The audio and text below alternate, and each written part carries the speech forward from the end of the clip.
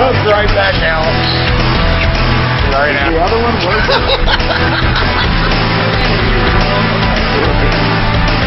Made it back in. Is the other one wrong? Yeah, I was like. Thanks for tuning in. My mic felt funny. Actually, what it did was I moved it, rubbing off my nipple. In this segment, Ralph is cornholio.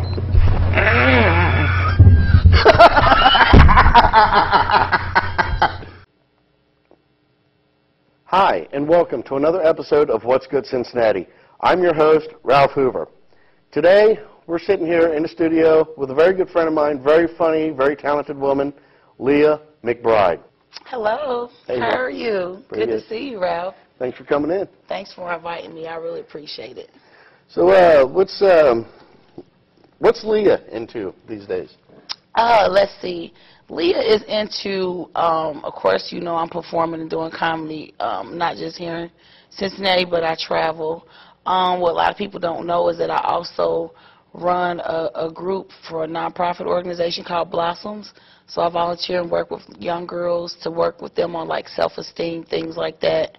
We have a 5-week program. We only have 2 weeks left. I'm doing that at a school up in the Faye.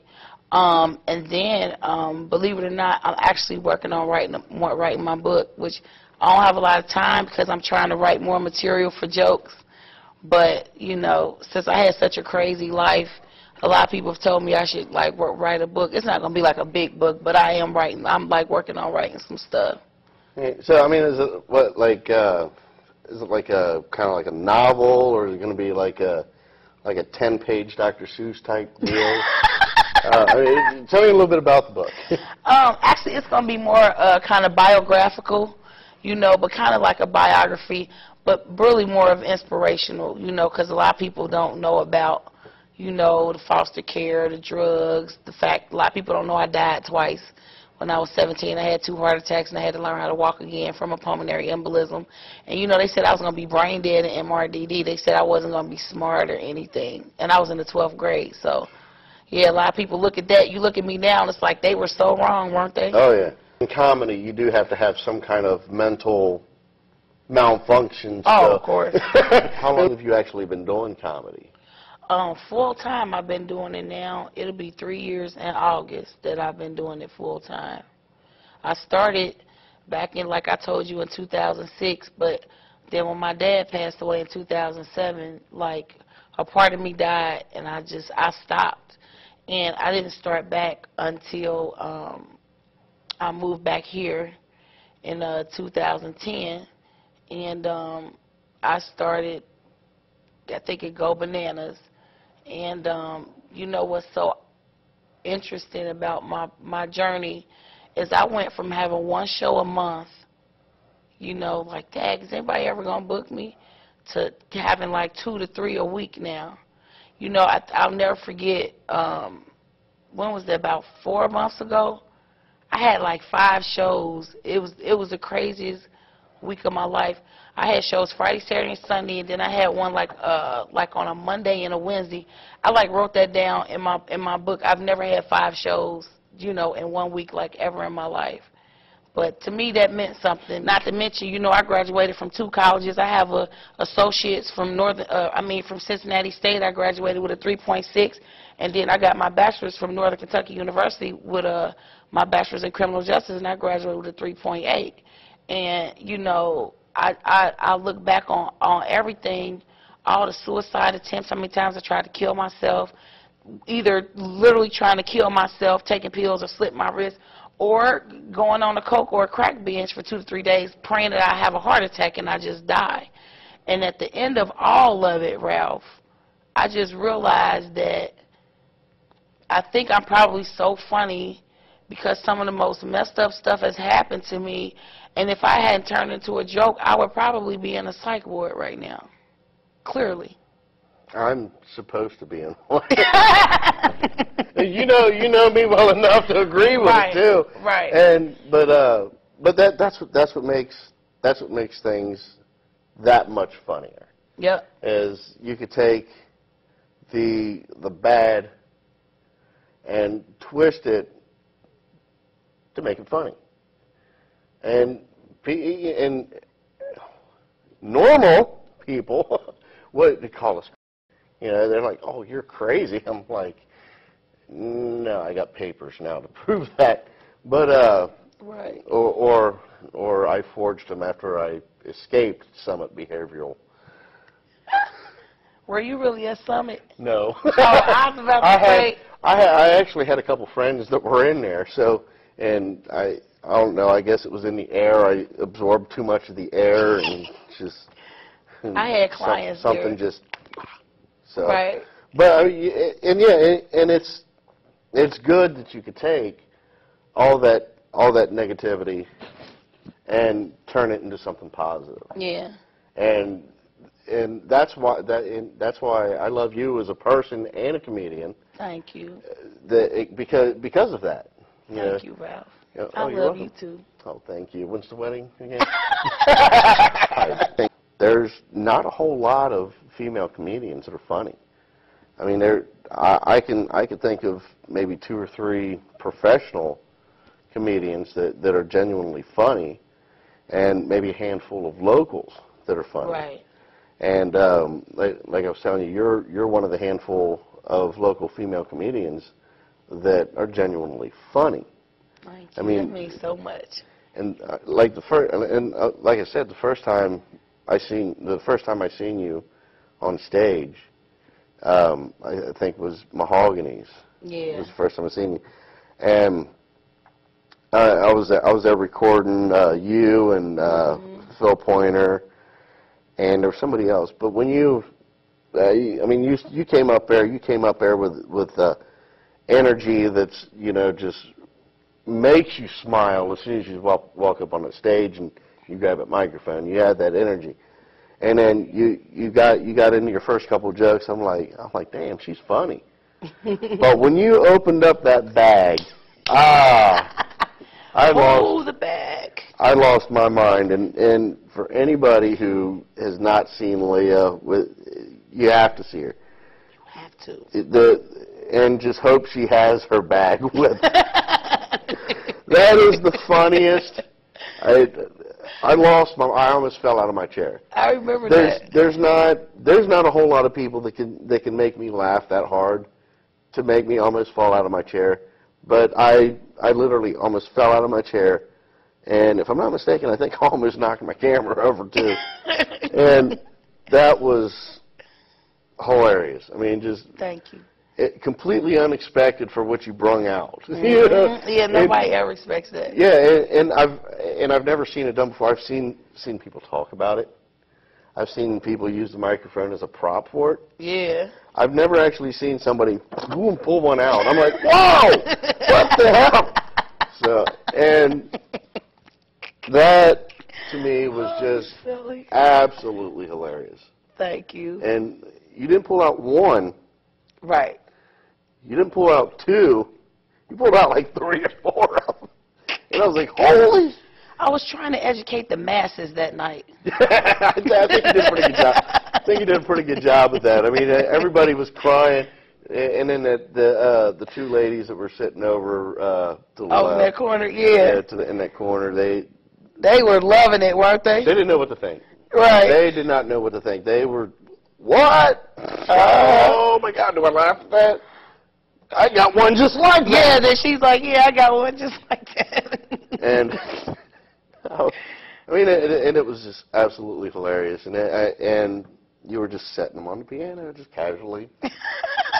like a display, and that is a great place. Yeah, Rob, we love it. Is Rob still running that down there? Yeah, I believe so. Mm-hmm. He does a really good job with that. Yes, he was doing a real good job with it then, and I haven't actually been there in a few months, but the last time I was there, it was still great. I do. Can I piggyback off of Rob Wilfone? Because when I was saying Rob Wilfone and you were the very 2, especially though Rob gave me a chance. Well, that was before, because you didn't know who I was. I think I met Rob before I met you.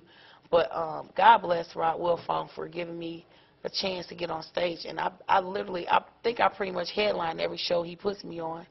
And thank you, though, too, for you snatched me up and got me on some shows, and I really appreciate it, because being a woman in this field is hard, because we first have to, you're a woman, then you got to prove you're funny, and a lot of times you have to really, really be funny to get booked and be a woman. Oh, yeah. And then, me with my outspoken self, Yeah.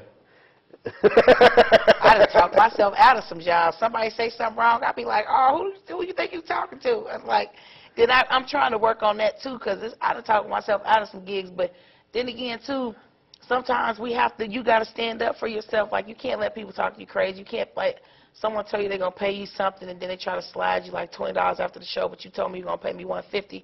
You know what I mean? There's certain, places you got to draw the line just to get a level of respect. Or people keep doing you like that, trying to pay you like that. So you brought a clip with you. So we're going to go ahead and take a look at that clip, and we'll be back.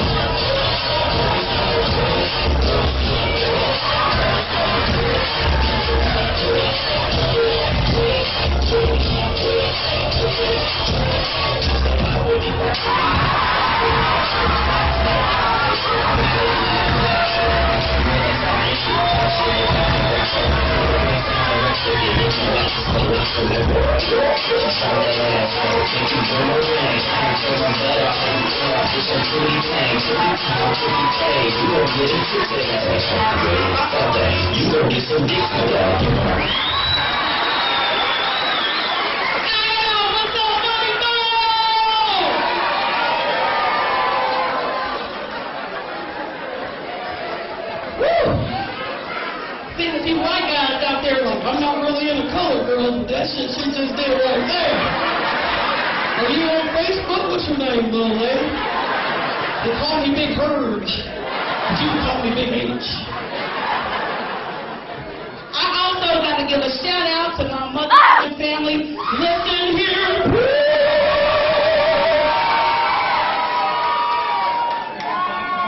I've never loved a group of dysfunctional people so hard in my life. Swear. First of all, y'all give it up for me, because I lost 7 pounds in 1 week. Give it up. You know what I'm saying? I was in a bad car accident about 2 years ago. Thank God the man had full coverage. Now when I got hit, it was devastating. And white people got out their car, was giving me their business cards, called the police, stood there and waited for me. Guess what the black people did? Slowed up, rolled the window down, and was like, hey, you better get back in the car, put your seatbelt on, and act like you hurt.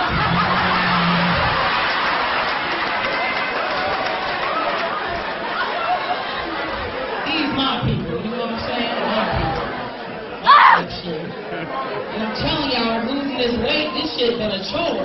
You know what I mean? Because back when I was a stripper, I look like Beyonce. Now I look like Tina Knowles and shit. I look like her mom and shit now. You know what I'm saying? But I used to get what's called a Depo-Provera birth control shot. And I know some of you hear the women moan like, yeah, that mother will turn you from a size 4 to 10 in 2 weeks, nigga. And then my appetite was off. I was eating shit late at night. And y'all, I'm a proud, long, smoking kush smokers. Do I have any of my kush smokers in the house? So I was high and shit. I was up late at night eating snacks and shit. Y'all, I woke up one morning, I had a motherfucking Funyun stuck in my asshole, a Snickers up my right titty, and a motherfucking sour apple blow pop stuck in my head. Ain't that some bullshit?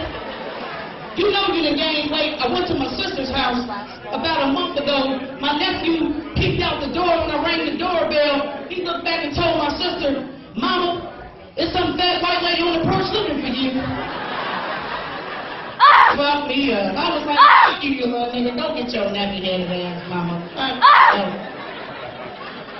But I'm telling y'all, getting this knee surgery, it changed my life. You'll never realize, that's why I couldn't come up with the banging stilettos, but y'all see them pretty ass feet? Look at that.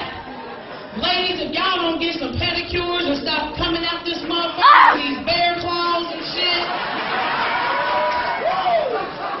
enough to rub You nasty trifling bitch. Get your feet done, ho. Y'all talking about niggas, they always cashing you out. Bitch, let them cash you out and take your ass to Soon Yi so she can smack that shit out. Ain't that some bullshit? Speaking of this knee surgery, y'all, I ain't had sex yet this year. Hey, don't feel bad for me. I got head a couple times. I just didn't get penetrated. My doggy style has been compromised like a mother. You'll never know what it's like to lose your knee until you ain't got it no more. I was trying to, you know how the niggas are eating from the back? Y'all, I was on the ground. I was like,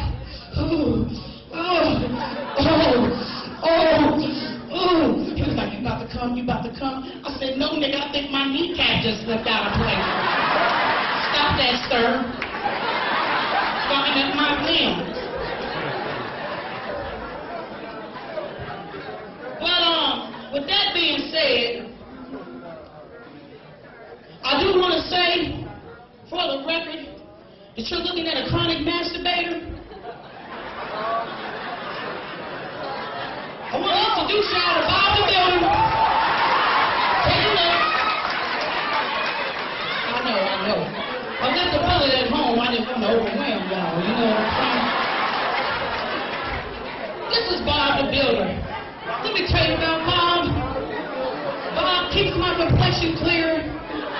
He keeps me in a good mood. And he stops me from arguing with my friends on Facebook. Because if any of y'all my friends, I'll be letting my fucking sit down and unfriend and block their ass like a motherfucker if I let them have it. Well, let me share a story, if I could. Do you want to hear this? Come along with me. It's great. I'm going to tell you. All right. Well, one night I was using Bob. And for y'all, I know some of y'all got that nosy ass neighbor that meets you out in the hallway before you get out there. Well, I live in a little 4-unit apartment building. We got hardwood floors. You can hear everything.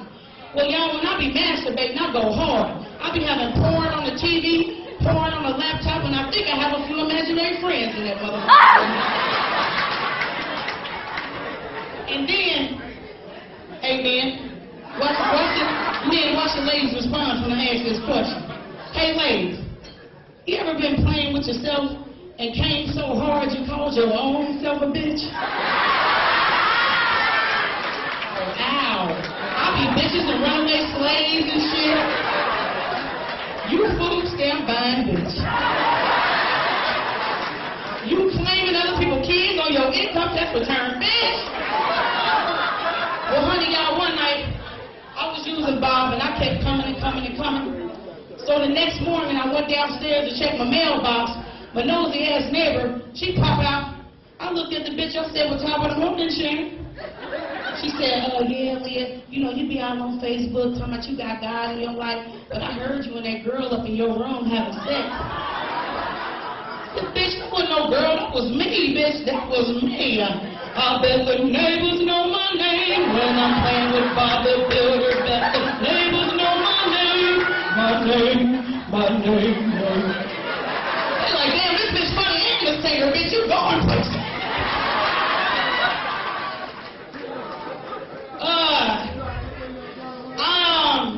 I want to give this out. First of all, I'm over here in Kentucky. I'm an NKU graduate, 3.8. Ow. I was their ass when I was in school. And I don't have any kids yet. I'll be 39 in October. So, man, it's very tight, might I say. And,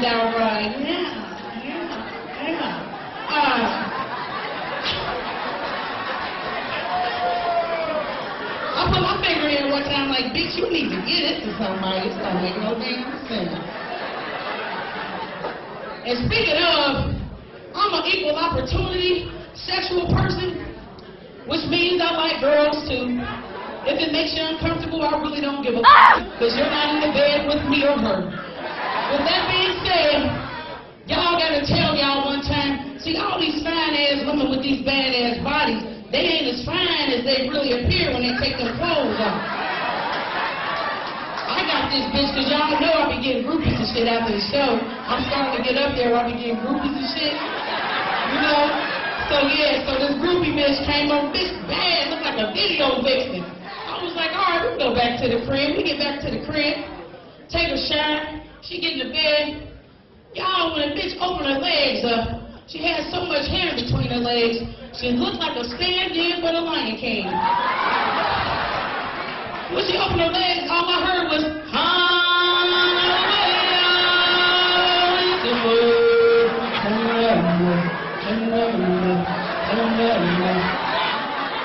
was like,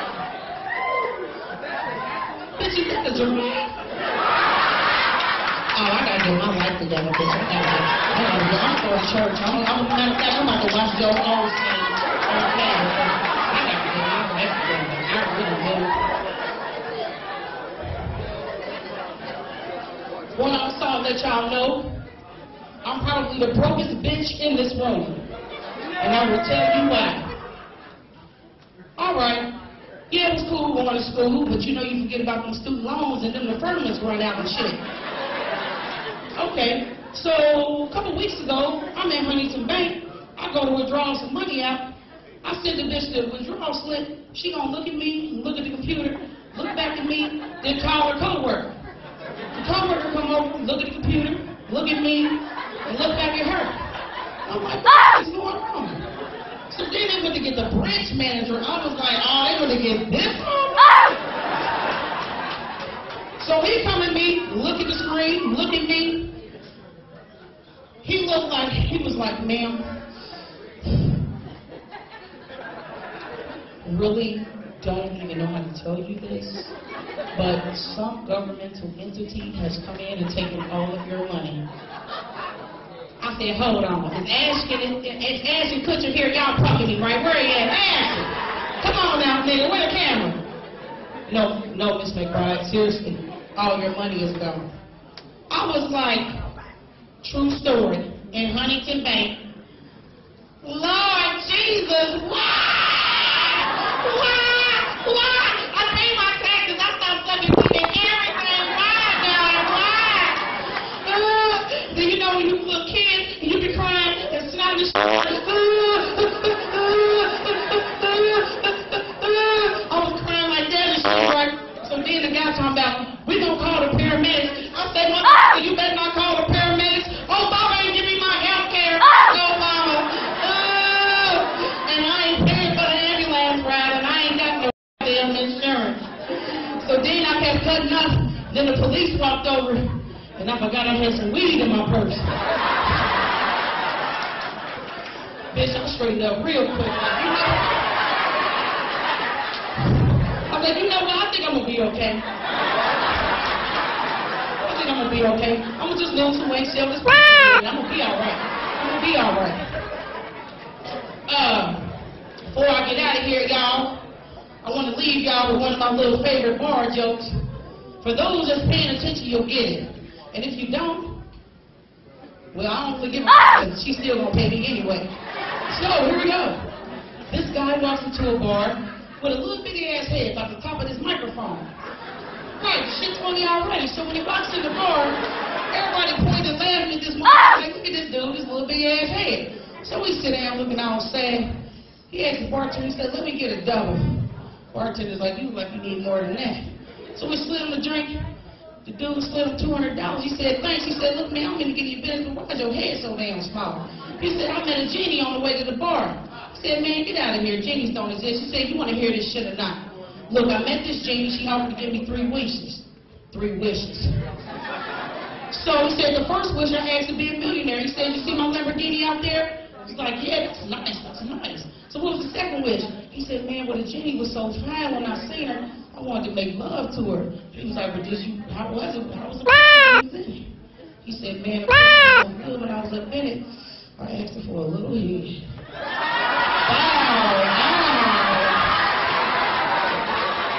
All right, welcome back. I hope you enjoyed that clip. That was great. As usual, I love seeing you perform. It's every time I get a good laugh. Thank you. So that means a lot. Thank you, Ralph. Now, we talked about what you did, what you've been through. Mm-hmm. What about now? What do you do now? What I do now, I perform a lot. believe it or not, I do clean comedy and I do secular comedy, so I do both. So I do churches and stuff. I run a group through a program called Blossoms. It's a nonprofit organization for young girls. We work with them on self-empowerment, self-esteem, making positive, healthy choices, things like that. I facilitate that group at Roll Hill Academy on Baltimore every Monday afternoons. I'm doing that. Writing new material. I am, like I said, working on my book. Unfortunately, I do have to be a little bit more active in my physical therapy. Rehabbing from this car accident, I wasn't taking it as seriously as I, should, and now I'm not healing like I should. So I'm like got a brace on my ankle right now as we speak. So doing that, and really, right now, I really want to just get out there and travel more and get out the city more. I mean, because everybody pretty much knows me here now. You know what I mean? But I want, or if they've heard of me, I just want like Indianapolis to know me and Detroit to know me and, you know what I mean, Texas to know me and stuff like that. But, it's hard to get all that travel unless someone books you and pays for it. Otherwise, you got to get on the road, and do it to get that name. And, honey, that 1999 Oldsmobile Alero with the busted up power steering pump and the engine to act like it doesn't want to act right, I'm scared to almost go to Dayton in that car, let alone somewhere else. So now, is that the car that Adam Sandler wrote that song about? 'Cause I thought it was a car that I had that he wrote that song about. I know, right? But no, I mean the car was a good car, but it wasn't either. Now you mentioned something about a car accident. What was that? Yeah, August 2010, basically, I was in downtown Cincinnati, going north on Liberty Street, like coming from where the post office is, and like how you come up Liberty and you go over these underpasses. Well, this man ran the light, and he had to have been going like 40 miles an hour, because when he hit me, he hit my car so hard that it turned around. I was facing oncoming traffic. And he totaled my car. I mean, and I've never been so hurt so much in my life from this accident. And, I'll never forget when I got out the car, the first thing you want to try to find people, witnesses, people that are going to help you. And it was the white people that stopped, and the white people that, like, here, take our number, we're going to wait for, with the paramedics. The black people was just slowing down, being nosy and looking, and then one black person had the nerve to roll their window down while they was hitting the joint, and he was like, hey, you better get back in the car and put your seatbelt on and act like you hurt. It took off. Wow. And these my people. These are my people. I think you better start claiming your people as the white people now. Hey, I do. And as you can see, I blend right in with them. I keep running across so many white people that's darker than me. White people like when they run up to me, when they got tans right now, they'll do it in Walgreens. They'll be like, oh, my God, I'm darker than you. Come here. No, Helen. I'm like, Helen, you've got to see this. Come here. What's your name, hon? Leah. Come here. Bring your arm here, Leah. And they'll do it. And they'll say, oh, my God, I told you, we're darker than her. Like, they get a kick out of being, darker than black people in the summertime. Until I said to the one dude, I said, it sure would be nice if you could keep that skin color, the whole time, that darkness that you have, but only if your hair could nap up and your nose could get wide, and then I'd like to go see you apply for a job. Yeah, there you go. Nap that hair up and widen that nose up a little bit, and then go fill out a job application or go apply for a loan, Then let's see how that works out for you. You know what? White people have bad enough time too now. Oh yeah, the economy, everybody's getting it. Some of the suicide hotlines now are recruiting for truck drivers from Pakistan now. So it's wow. Dear Lord, I did not laugh at that joke. Yeah, you did too. I chuckled. No. The next sight you're going to see of me, actually, it's next time I'm going to get the next time you get a ride from me, it's going to be, hey, man, come on up. I'm driving the short bus to hell. Welcome aboard. So just because you laughed at that joke. Oh. But you know what? But when I go to hell, it's not going to work out because, you know, I have these hot flashes and stuff. And I'm going to tell you something. As soon as I get to hell, and when I get down there in the hell, I'm going to walk in the hell, I'm going to be like, oh, my God, it is so hot in here. I'm going to need, Satan, can you hold my wig for me for a second because I'm having hot flashes. Oh, my God, it's hot. I can't say God down here. Okay. Well, it's hot down here. Then I'm going to find one of my crooked uncles that used to steal from me all the time because I know he going to be in hell. And I'm going to ask him will he hold my wig for me. Because this is a nice wig, by the way. I want y'all to know that I talked Soon Yi down to $12.99 for this wig.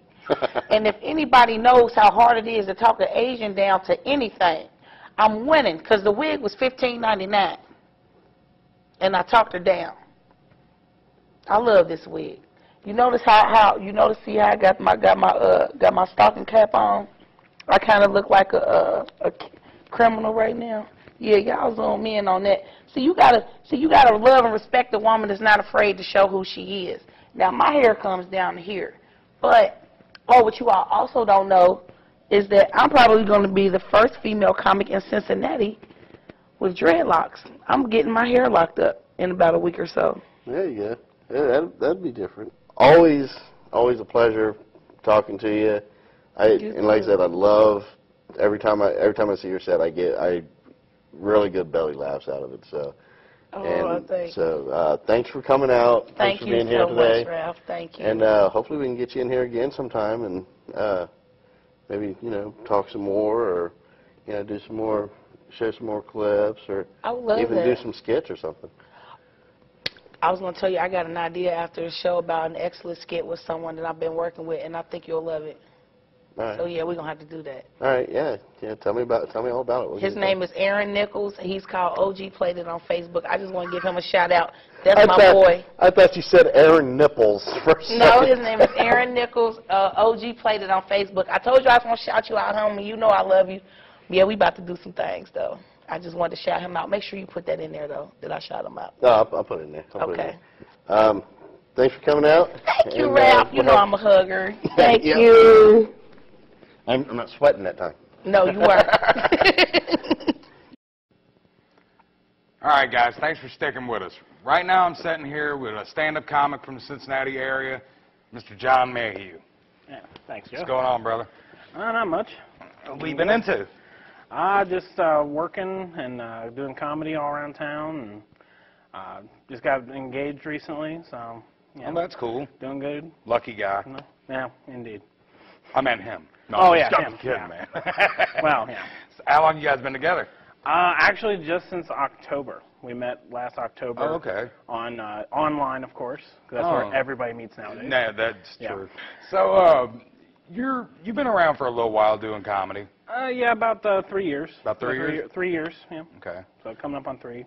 All right. How'd you actually get started? Well, I actually wanted to get started when I was about, I'm trying to think, like 21, 22, because I went to my first comedy show. Because back in that day, it was back in Go Bananas when it was a 21 and only club.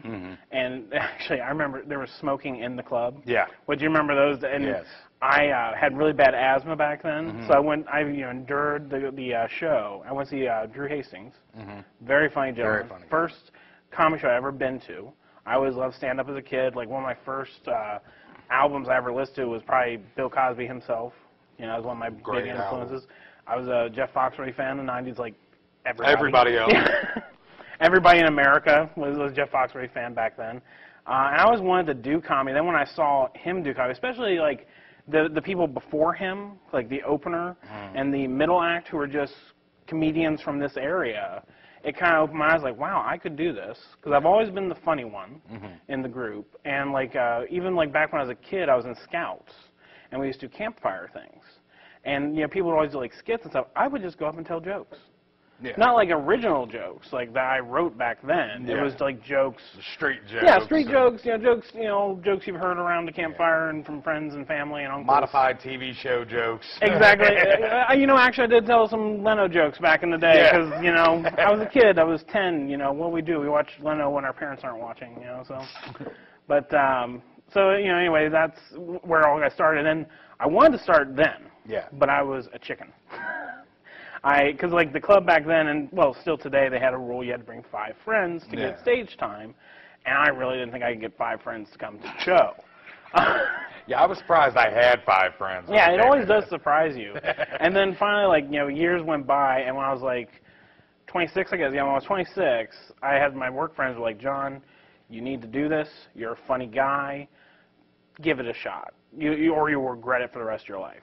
So, you know, they all agreed to come. I had like 9 people come my first night, and I got up there, and I was scared. I was nervous. I was sweating. I had all my jokes written on a piece of paper, hidden in my hand. So when I watched the video, because it was videotaped, and I still have it, and I hate it because the whole 5 minutes. So it's pretty obvious. Yeah, I'm just like, and I'm looking down like this. I'm just looking down like this, telling my jokes. And I was doing something. I was winding up the cord, like a lot of new people will do. Yeah. And it wasn't until one of the local comics told me, he's like, this was like after my 3rd or 4th time doing stand-up. He said, hey, John, one thing just to know, we'll take care of the cord after the show. You don't have to coil it up for us. Yeah. And I was like, oh. And then I looked at the video. I realized, wow, I was doing that. I need to stop that. Yeah. Well, see, I still have a bad habit. I'll get the mic, and I'll grab it down here at the bottom. Mm-hmm.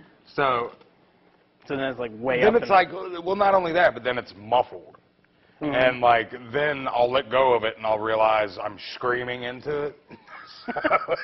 Yeah, sometimes it's hard, man, because everybody has that little tick or twitch or whatever that they do to take their mind off people staring. Oh, exactly. And you know, like you said with the cord, and then I know guys that grab the stand and actually keep the stand up there. And they'll have one hand on. They'll be like going like this, like have one hand swinging it all over and everything. Yeah. Or like I love the mic when you watch people with the mic. Like it's hard to get the right balance because like you said, you'll have it like holding by the tail and it'll be way up here, or they'll get the choke hold on the top. Yeah. And it's talking like that's exactly what I do. You don't want to do either, but you want to find that middle ground. Yeah. See, I've actually learned how I can get away with doing that because I've learned by now after 6 years that I'm just going to do that. Yeah. It's going to happen. Yeah. And that's like my cousin. Well, you know Danny Miller.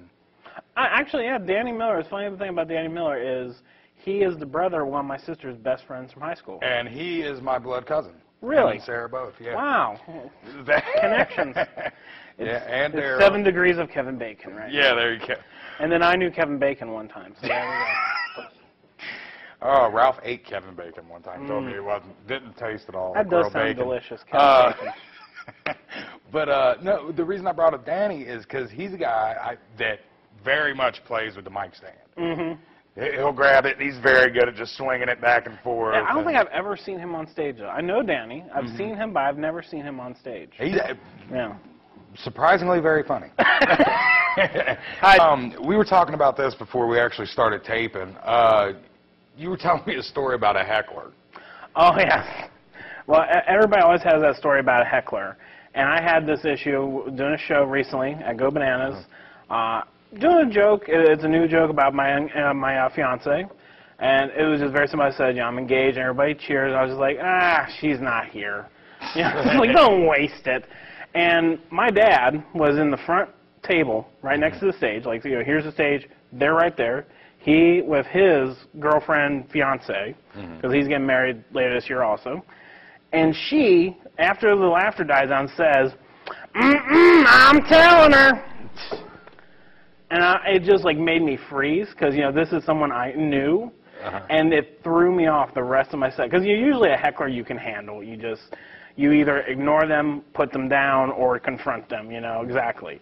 But when it's somebody you know that heckles you, it just makes it that much harder. It does throw it off, especially if it's a family member. Yeah, because you're just like, okay, they're here to support me, and here they go messing up my show. It's like. But yeah, because I have hecklers all the time, like, because I have a lot of jokes about being fat, of course. Yeah. You have to. Which thank you for being here. I'm glad you had the wide lens installed for me. Yeah, there you go. That's the new background. New background, yes. Knocked out the old building. But I have a lot of jokes about being big, and whenever I mention it, there's always like a big guy in the audience who will grunt something. Yeah. And I'll just be like, hey. I'm watching you. Yeah. Yeah. I got a lot of jokes about being big, too. It's just one of them things, you know. You know, I was telling some friends of mine because they were, like, talking about that, and I was just like, you know, when you're big, you have to bring it up. Because you don't want to bring up, like, have every joke about being big. Yeah. Because there's some, like, famous comics who do that. And you look at their hour-long special on HBO or whatever, and you're like, wow, every joke was about him being big. Well, some guys have a niche, and some guys actually just have one thing that they talk about. I just try, like, what I try to do is, like, I always bring it up. Usually at the beginning of the show, I'll bring it up. Like, okay, I'm a big guy. You guys are seeing that. But then, you know, I have other jokes where it doesn't have anything to do with being big. So, oh, yeah. Well, that's the thing. You have to have variety as a comic. You have to be able to talk about... And you have to be able to relate to. Because, like, we had a new comic years ago who had every joke was about something awful. It was about dead babies or tying people up in his basement. And he was whole thing. We know that. Yeah. He's in the room, folks. But no. I actually haven't seen him in a while. He's probably dead. But anyway, I mean, you know, I used to tell him, like, well, you need to relate to your audience a little bit. Your audience can't relate to things in specimen jars that he would talk about. And it's like, well, I want to be creepy. I'm like, well, be creepy, but you know, you got to respect the audience a little bit too. They don't want to just be creeped out for 5 minutes. We know a guy that, me and Ralph know a guy that actually wanted to break into doing stand-up comedy.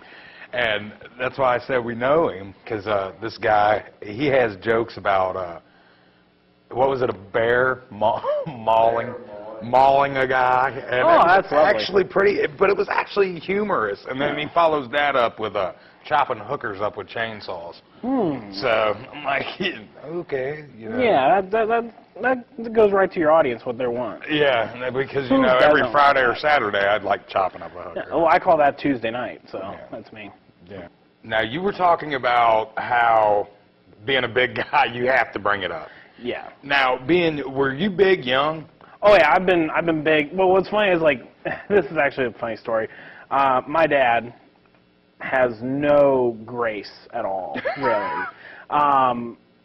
One time we were at this function, and he introduced me as his son, and I was like, okay, Dad, we were at this little church thing. I was like, I'm going to go get something to drink, Dad, I'll be right back. And I'm leaving, and in his best stage whisper, he's like, yeah, that's my baby boy. Would you believe when he was born, he's only 4 pounds? He made up for it. And then you could hear it across the church basement. And I was just like, thanks, appreciate that. But yeah, that is the truth. I was born premature. So I was like only 4 pounds and some ounces when I was born, and yeah, I did make up for it.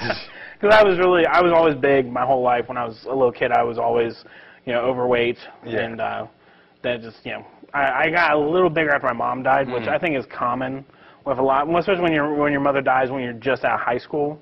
You know, a lot of people will have like a binge like that, like I did, and I gained a lot of weight. But I've been steadily losing weight, so. Yeah. See, when my dad passed away, I binged too, but I used drugs, so I actually lost weight. Yeah. That's what I did wrong. I need to get some phone numbers. Then eat. There you go. Okay. I got a foolproof plan for it. I tell you, seriously, like Coke is the best diet. Really? It really is, man, because not only do you actually lose weight because you're not hungry, you also get a lot of cardio from running your shit from your house to the pawn shop and back. Get a lot of cardio that way. Wow, that's nice. You get smarter. You learn math. You learn the metric system, which is what our presidents have always wanted us to do, is learn the metric system. Drugs are the way. And you learn 1 + 1 = high, and 1 + 1 + 1 = 5 to 10. I will cut your hand off. But now, you were talking about Cosby. Oh yeah. That was a great album. That was one of the best comedy albums of all time. You know, and it's funny thing about the album, Bill Cosby himself in particular. That album, that movie, because they did a movie version, which I think where he just sits there the entire time. And he does, it's like how awesome can you be at stand-up that you can do stand-up sitting down? And that's my dream. And he just slowly rotates on the stool back and forth. Well, one of his best jokes in that whole thing, I don't know, it's hard to tell with it because you don't know if it's like something that was planned, like he wrote it, or if it just came up. Happened. Where he was just like, you two, how long have you been married? And they're like, well, 1 year. And you're still holding hands. Yeah. Oh. You, how long have you been married? Oh, 20 years. Okay. Where's your wife? over there. 1 year, 20 years. And I was like, and that's just so funny. And, you know, it's like, did he write that or did he just come up with that? Well, see, people lose a sense of what's actually funny. Like, stuff like that nowadays, you could show to a lot of kids, and they probably wouldn't even find it funny because all they think is funny is cussing and getting raunchy that's and what's that, absolutely, you know. But the Bill Cosby himself, that album, it's funny because, like, whenever comedians get together, I've noticed, we'll usually end up talking about one of two things. One, our bitterness about life. Or... which is true, or two, that album. It always seems to come up in conversation. Because it was just such a great, and also it was clean. So it was the one that our parents listened to, for the most part. And see, that's like, it was mainstream. It could, you know, everybody could enjoy it. And you're close to my age, right? I just turned 29. 29, so I'm 31, so we're right in there. We're right in the ballpark. I tell you, if you go clean comics, I tell you who was hilarious was Sinbad. Yeah, he was pretty funny. And, I mean, he was a guy that you could also put up with the guys that were dirty because his stuff was just so far out there. Like, did you ever hear the one about him getting beat by his mom? Oh, God, that was a long time ago. With the golden belt coming out of the sky. Like, you know what I mean? And everything was clean. It was like, she hit me and my butt fell off. Like, I had a really scary moment a year or two ago. I used to have this joke in my act about Nutrisystem. Because I did Nutrisystem for a while, and it was one of the most wretched things you could ever do. I can see it work. Yeah, it worked great. Well, I did lose 20 pounds on it, but I lost like $400. Edit that out. But anyway, but no, it was really expensive, and it just wasn't really worth it, and the food was horrible.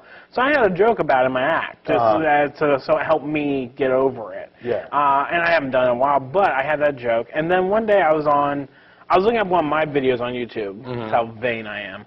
And I did a search for Nutrisystem comedy, and Sinbad had a joke about Nutrisystem. And I had a panic attack. I was like, oh, my God, I hope my joke isn't even close to his. And I clicked on the video. I was like, oh, it's about something else. Okay, good. Because I was just worried, like, you know, because, like, I don't want to be accused. I'm no Carlos Mencia. I don't want to be accused.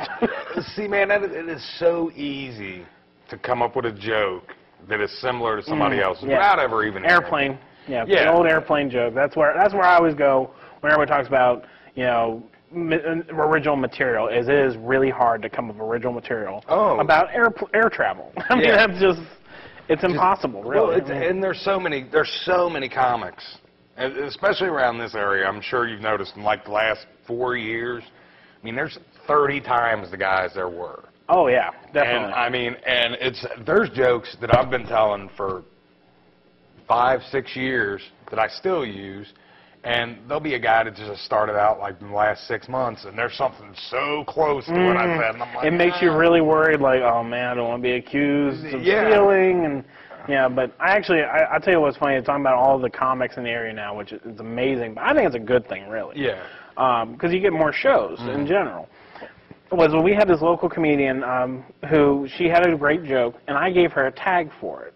You know, because she was on stage, she was doing the joke. I was like, oh, this will be fine. So I gave it to her, and now she uses it. And every time she uses it, I'm thinking, I wrote that, but I can't tell anybody. And like, But that's one of the awful things about like help, because you know the comedians in this area are great because we're all very helpful to each other. We're not hurtful like in some cities I've heard, where everybody like backstabs you to get the next gig, and this city is just great for comedy because we don't do that. It's very friendly, and everybody helps out. Everybody starts shows. You know, comedians are always starting shows. I mean, for the most part, you are right. I mean, 90% of the people I've met are great. You know, there have been a few though. Well, there's always a few. There's always a few. There's always a few. That, you know, but the thing is, they're in for it for the wrong reasons. Like they're not doing it for the right reasons to begin with. So eventually, you know, they'll be phased out. But the guys that are really wanting to do this for the right reasons are great. They really are. Right? And I agree completely because it's like everybody thinks like, oh, comedian, you want to make a lot of money, don't you? Like, no, I mean, like, because everybody asks me after 3 years, like, that's nice. Money, that's nice, but it's like everybody asks me like, how much money you pull down? So I just got a new job and I was trying to keep it a secret, but it got out. I like told one person, and before I know it, people are coming to me from across the office like, so I hear you do comedy. I was like, I don't want to hear that. But, you know, people are always asking, how much money you make? I was like, nothing. Like, I don't really I'm not doing this for money. I mean, money would be nice. I'm not going to, in fact, if anybody wants to send me money, But anyway. No. Superimpose. Superimpose, yeah, my number across Yeah. here. But anyway, my PayPal account will be right across here. But no, seriously, I do this because it's fun. Yeah. I mean, that's why I started doing it, was because it was fun to do. Mm-hmm. And actually, what's funny about this is it helped me a lot because I was having issues like, I don't know what to call them, like night terrors or maybe. Mm-hmm. Because, like where you're trying to sleep and your mind is just churning up all these weird ideas and facts. And like, DMT. yeah, because you're like thinking like, well, you're thinking like, oh man, what if the world were to end while I'm sleeping? Yeah. What if there's a meteor coming right at us right now, and the president is not telling us because he doesn't want us to panic? Oh my God! And I would have those kind of thoughts in my head. And I wouldn't be able to sleep. Ever since I started doing comedy, no problem sleeping at all. Well, that's cool. That's because I get all my stuff out through stage work. Yeah. And like in fact, I always keep a notebook. In fact, I always say it to all comedians: keep a notebook by your bed. Yeah. Because you do wake up. You out never of your know. sleep. You'll wake up. Which that is entertaining in itself to read it the next day. You know what the best thing is, though? And this is sad, because I have lost the world's best joke 5,000 times. Because I have literally woken up like, oh my God, that is fantastic. I'll never forget that. Yep. And then I go back to sleep and I wake up and I'm like, I'll tell you, this is something to do with buns and a tire iron. Like okay, I gotta tell you this story then. This is true. I had a dream in the middle of the night, woke up, wrote a joke idea down. Next morning, I get up, shower, get my notepad, like, oh, what was that right? And this is what it said. It said, a friend of mine at work had her tongue bitten off, and she said it was an accident. And I said, no, my dear, that's not an accident. That's a partial beheading. I have no idea what that means. But when I woke up at 3 a.m., that was the funniest thing I had ever heard or thought of. Yeah. Was that. And that's the way it always is. It's like that is the greatest thing. Or like you'll hear a clip from, like if you sleep with the TV on, and you hear a clip from the movie or whatever, and it comes into your head, and then you write it when you wake up in the middle of the night, and it's just like, what was I thinking? Well, that's like, I brought up, I said DMT, which, do you know what DMT is? No, what's that? DMT, it's a chemical that you have. There's actually a little spot right here in your head that when you dream, DMT is released. And what it is an hallucinogen. Nice. And it's natural to your body. Anything that's alive has DMT in it. Like, you can buy a simple chemistry set and extract this shit out of blades of grass. And then you could smoke it or eat it or whatever. And if you smoke it, you go into like a 5-minute, like, how with acid it's said that it makes you feel like you're in another world? No, I do not know what that means. That's why I said, have you heard? Oh, okay, yeah. That's No, but now with DMT, when you smoke it, you literally go to another planet. The floor leaves, the walls leave, and there's this big swirling vortex, and you're in the middle of it watching geometric shapes, so I'm told. Okay. I call that Wednesday, so that's just me. But it's actually, you have this in your body the entire time, and it's released when you die. Really? So when people are talking about they see this light and this tunnel, that's what causes it, right? That's what's causing the effect. It eases you into the afterlife. Yeah, it's, it completely numbs you of any feeling or any, thought process you can go through. So it's like, I can't remember what show, but there was a show where a guy was like asked, like, is there any sign of mental illness in our family? Like, oh no, we're sharp as a tack right to the end, which makes the end that much more terrifying. It's like, whoa, that's But yeah, that's why I brought that up was, because you were basically every night going through a psychedelic trip. Because it's released every night when you go into the REM part of sleep. Yeah. Where your eyes are all back and forth. That's what's happening. They don't know why it happens, but that's when you have all these crazy-ass dreams and you come up with all these jokes. Oh, yeah. So what I'm telling people, if you want to be a stand-up comic, use hallucinogens. Indeed. Frequently. When you wake up from a trip, eat some mushrooms. Yeah. Kid, listen, I am a comedian, and let me give you some advice. I advise you to start doing drugs heavily. No, you don't want to do it. Actually, you know what's funny is I make jokes like that, but I don't do drugs. I have never done drugs in my life. Really? No, I've never even smoked a cigarette. The closest I've ever come is like holding a cigarette for my sister, because my sisters are both smokers, and like we'll be outside, they'll be doing something like, here, hold my cigarette, and I'll just be like holding it like this, and of course secondhand smoke. But I've never smoked a cigarette. I've drank, but I've never been drunk. Really? It's a personal choice. I mean, it's like I've seen like my family has addicting personalities. Comedy with me, that's my addiction really, and I just don't want to start something like that would go out of control. So that's just me personally. Well, but I still make jokes about it. Yeah. Like because everybody's always talking like I'll take a drink of like coffee, like vodka. But that's just a joke, So people think like I actually had a person who thought I had an alcohol problem because I made jokes like that, and I was just like, no, I don't, and it's just what happened. In fact, my favorite story about that was I went to the doctors. First time I went to this doctor, I was like 18 or so. And, well, no, actually I was younger. I was 16. I was 16 when I went to this doctor. And I had to fill out a survey. And then one of the things it said was, how often do you drink alcoholic beverages? And I wrote down, I don't. That's what I wrote down. Go meet the doctor. She's going through this and this. And she's like, well, with your age and your weight, you really should stop drinking heavily. And I was just like, I don't. And she's like, oh, it says here that you have 1 or 2 drinks a week. And I was like, no, I'm 16. I don't drink alcohol. She's like, oh, well, let me get the nurse in here. And the nurse came in, and she's, I was asking her, I was like, oh, I saw that he wrote that I don't drink. And when people say that, they mean they have 1 or 2 a week. And so that's what she wrote on the form. I was like, well, thank you for the Mr. Assumption show. It's like, I'm just going to assume you drink 1 or 2 a week because you say you don't. Yeah. That's overthinking the situation. Everyone lies. You really mean Everyone lies. So I take everyone's weight and add 100 pounds. That's what I do. The scale lies also. Actually, that was funny. I got my license renewed my birthday this past, 3 weeks ago. And my license, it says weight 350. I haven't been 350 since I was 18. Wow. And she says to me, she looks at me, she's like, so is your height and weight still the same? I'm just like, yes, it is. And she just it's BMV worker. They don't really care. Yeah. That's why they work there. And she was like, okay. The other day, I had a really interesting experience. When you go to, like, Kroger's, the machine that runs the cuff. Oh, yeah, the blood pressure and everything. Well, it's a scale now, too. Really? They have a scale there? They have a scale that you're setting on it, and you put your feet back on this little thing, and it gets your weight, your body mass index, all that. It does all that. Well, who needs a doctor? Just go to Kroger. I do, because I broke the fucking you thing. broke? Oh, man. That's... What happened was I got in, I followed the directions to what I thought it said, and I had my feet on the thing and my arm in the cuff, which you're not supposed to do. You're only supposed to do one at a time. Okay, one at a time. So I'm sitting there. It's taking my weight and squeezing my arm and won't stop squeezing my arm.